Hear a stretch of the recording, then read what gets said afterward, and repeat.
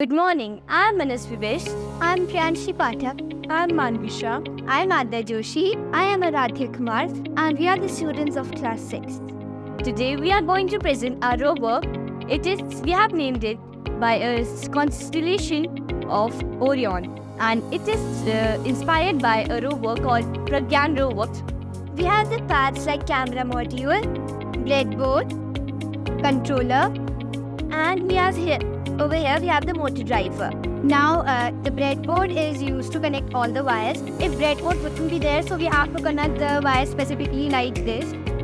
So breadboard is very useful and very common in the rovers. Now Priyanshi will tell you about the structure.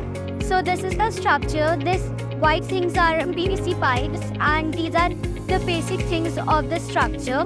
These are the tires that are connected to the motors. The motors help the tires to move, and these are the main structures. Now, Manasi.